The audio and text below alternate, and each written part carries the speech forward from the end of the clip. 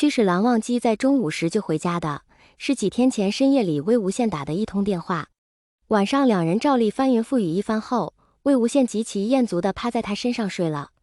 原本应该是非常平常的一晚，一切都遵从着规律。然而不寻常的是，蓝忘机深更半夜时居然醒了。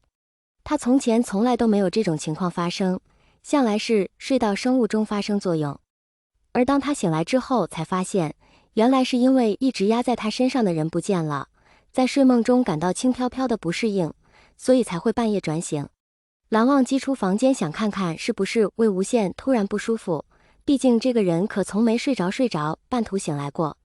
家中一片漆黑，唯有落地阳台上有一点点光。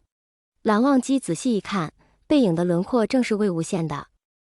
夜半无声，四下寂静，魏无羡打电话的声音即使压得很低，蓝忘机也仍旧听得清清楚楚。他这个人就是死板，一根筋，整天板着张脸给谁看呢？忍了他那么久，也算够了。行了，他占的便宜还不够多吗？本来接近他就是为了利益，该拿的也都拿了，是时候撒手了。蓝忘机听完，古井无波的面容依旧没有任何表情，在魏无羡从阳台回来之前，返回卧室躺在床上，装作睡着的样子。而魏无羡也轻手轻脚的溜回到蓝忘机身侧，悄咪咪地趴在他身上，装作没有半夜起床打过电话。他们两人的感情始于一方的刻意接近，明明在酒会上左右逢源，却非要放下阿谀奉承的其他人，去撩拨那个最难说话、冰冷如霜的蓝忘机。魏无羡的笑容非常迷人，一旦展露出来，就算是他也难以不沦陷下去。之后各种奇妙的相遇，被故意制造的暧昧氛围，以及突如其来的表白心意。其实说到底，在一起半年，魏无羡对蓝忘机是知根知底，蓝忘机对他却不甚了解，家世、职业都只是知道浮在表面的那些东西。这也确实证明他深爱的是魏无羡这个人，这个人的灵魂，无关其他。可那天晚上魏无羡对着电话说的，他总觉得和自己有关。死板，一根筋，一天到晚冷着脸。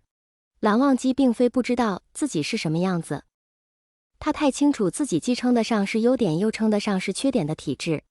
但是别人怎么想不要紧，他只关心魏无羡喜不喜欢。若是魏无羡不喜欢，他也可以最大限度的去改。然而那一句接近他只是为了利益，却是实实在在的烙进了心里。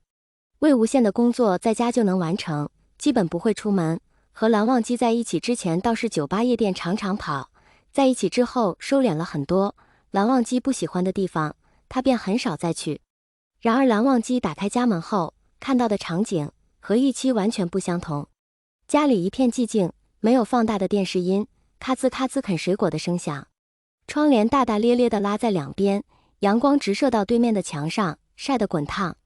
魏无羡不在，蓝忘机打开鞋柜，除了他平时最喜欢的那双鞋，其他的都还好好的摆在里面。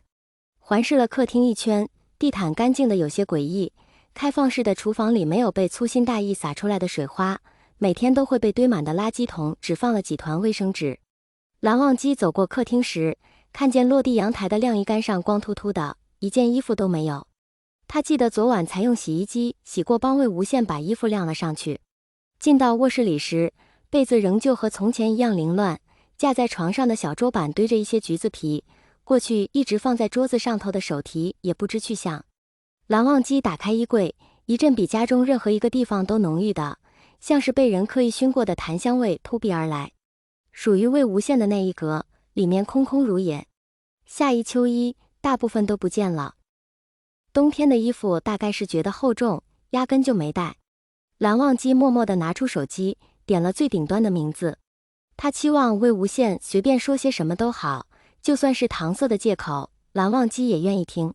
但是连一点紧张的情绪都没能提起来，电话的语音播报就告诉他关机。